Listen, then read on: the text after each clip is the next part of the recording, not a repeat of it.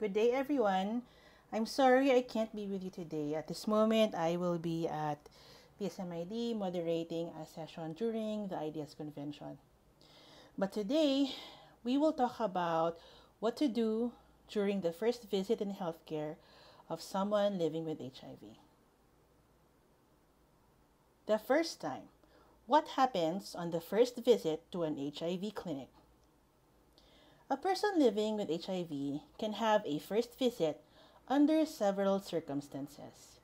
You may see a patient for the first time in an asymptomatic or symptomatic condition, whether it's their first time to test or it's been 5 years since they threw their test result away. We as healthcare workers should have an idea what to expect to be guided in management. If this is the first time someone is diagnosed with HIV, we should make sure that they possess enough information about their condition. So, we should ask, do you have any questions about HIV that you'd like to ask? Some patients might be shy or embarrassed or overwhelmed. Feel free to go over some of the basics that might have been missed during post-test counseling. The following should be covered in the initial history taking: a comprehensive history of past medical history, present illness, a physical exam, a review of current medication that should include supplements, nutraceuticals, a good personal social history, family history, and a brief mental health screen that assesses the presence of depression. This will play a role in adherence to treatment and holistic care thereafter. What else needs to be evaluated at the initial visit? The following are details that we miss out of most of the time, but they are equally important. High-risk behaviors and substance abuse might need advice on harm reduction. Social support should be present, and referrals to a support system should be made, especially if the patient is in need of it. Economic factors also affect continuance in healthcare. Financial support can be secured from Enablers Fund, PCSO, nonprofit organizations, PhilHealth, etc. As early as the first visit, factors that are known to impair adherence should be identified and discussed with patients so they know that you are invested in their health. One common question for someone about to start meds is, how long will I live? How much will the ARVs actually help me? It is important to instill the benefits of ARV because if your patient is like most of the others, they would have read a lot online and would be actually scared to begin ARVs. This figure shows the cumulative survival curves for HIV-infected persons in the pre-HART era, which is the pink line, and in early 1997 to 1999, the dark orange line, and late, the light orange line of the HART era.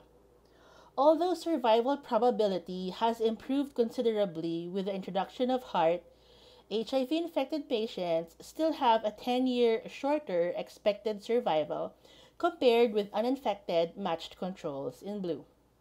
Currently, we have better and more optimized drugs, so we are looking forward to an even longer lifespan among PLHIV. Actually, this is the bottom line. The life expectancy of adults with well-controlled HIV infection is beginning to approximate the life expectancy of uninfected persons.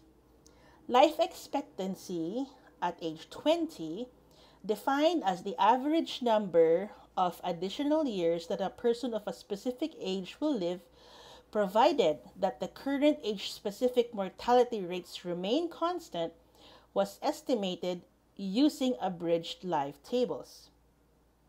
A 20-year-old HIV-positive adult on ART in the US or Canada is expected to live into their early 70s, a life expectancy approaching that of the general population. Let's look at these figures. So here we see the life expectancy of people living with HIV from 2000 to 2002, 36 for males, 37 for females.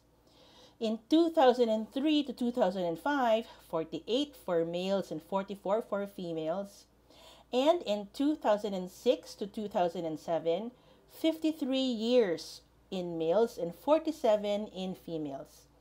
Let's assume that the normal average lifespan of men and women in 2009 was 57 for males and 62 for females. They found out that among people living with HIV, if you are MSM, your lifespan is about 68 years of age. For injecting drug users, 29 years of age. For those presenting with CD4 below 350 at diagnosis, about 47 years of age. And for those with CD4 above 350, 69 years of age. Starting antiretroviral therapy later than ASAP results in about 15 years loss of life depending on your baseline CD4. So ito yung mga projected lifespan of patients starting age 20 and at particular CD4 counts. So what's the moral of the story? Start ARVs as soon as possible, irregardless of your CD4, which is what the guidelines actually recommend. It is important to make sure that the patient knows the objective of him being in healthcare. Both of you should be on the same plane. The goal of therapy is to re-establish virologic suppression, defined as an RNA of less than 48 copies per ml, also known as being undetectable. This is a strong recommendation backed up by strong evidence. Adherence counseling must be done prior to starting medications. Adherence counseling is therefore a must. It is often cited that ART adherence of 95% is required to prevent virologic failure. However, adherence levels as low as 80 to 90% may be adequate to produce a virally suppressed state in patients as long as they're taking newer antiretroviral drugs. So, to translate, kailangan naka-second line ka. So, adherence counseling is important because the success of ARV therapy largely depends on the patient's adherence to treatment. ART counseling should be done before and during treatment. The following factors should be emphasized: benefits of treatment, management of possible side effects, and adherence issues. So before we start meds, we do adherence counseling. Before we start meds, we do lab tests, what we call baseline requirements. So these are the baseline minimum requests of someone starting meds. So CBC, TB screening using chest x-ray, sputum smear, ideally gene expert, pregnancy test for females of reproductive age, HBsIg, and a CD4 count.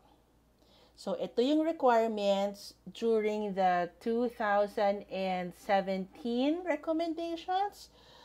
But with the latest guideline, it says that CD4 determination, although recommended, is not required to initiate ART.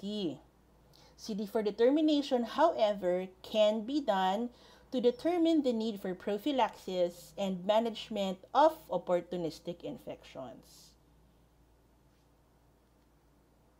Here, we can see how many lab requests are actually needed in baseline testing if it is an ideal situation. But the national guidelines take public health and cost efficiency into consideration when requiring labs.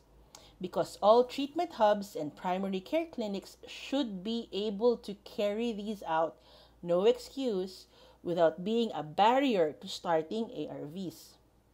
But if your institution has the capacity and the resources to do more, please do so. So here we see that the Philippine guidelines only recommend the first column.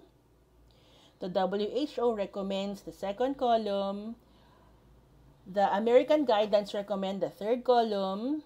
And actually in practice, PGH, Sagip Unit, and SHIP Clinic does the fourth column. Now we can have the conversation about ARVs with our patient after he has done the baseline labs. Ito yung mga aspects of HIV management, and here we can see that actually ARV is only one of the many factors included. Before we start, we should know about some conditions that need to be treated before ARVs are started. We will learn more about this in the lecture on opportunistic infections, but briefly, there are 3 diseases that should be treated beforehand prior to starting ARVs. These are tuberculosis, cryptococcal meningitis, and CMV retinitis. A good history taking and the baseline CD4 count can help increase the likelihood of a correct diagnosis and not missing out on pre-treatment of these very important opportunistic infections. These are the antiretroviral drugs available in our local guidelines. These will be discussed in more detail on the lecture on ARTs. What is important is that the patient should be included in the decision on which ARTs to start. The mechanism of action and side effect of the chosen ARTs should be discussed as well as the plan of treatment and monitoring while on ART. The fact that ART is lifelong, that it requires continuous monitoring, especially for the first 6 months, should be emphasized. Also, the importance of identifying early treatment failure for a timely change in the ART regimen. It's also important to mention that being on ARVs involves monitoring. Lay out a plan of monitoring so that the patient knows the reason why he or she needs to do tests and come back to the clinic. The following is the schedule of monitoring per ART included in the regimen. These may not be discussed in the first meeting, but the general idea that there will be some frequent lab tests in their future should be at least mentioned. These are the expectations of treatment, which should be made clear to the patient so he or she can tell if they are on the right track. It will also help them be alerted to come to the HIV treatment hub or clinic earlier if the expectations are not met. These may be disclosed on enrollment day. For me personally, it helps to lay it all out on a visual tool. This lets the patient see the big picture of his healthcare management for you. You can customize this as you want, whatever your style is that works. These are some frequently asked questions during ART enrollment, and you may be asked these. Make sure you can answer them. They may be asked on the first day or on enrollment day. It is best to be prepared. The first day of HIV care is the most important one. This can predict a long and healthy relationship between patient and healthcare provider. Let us not forget to convey compassion and empathy and hope to all our patients. This may be the lifeline that they need to go on. Thank you for your kind attention.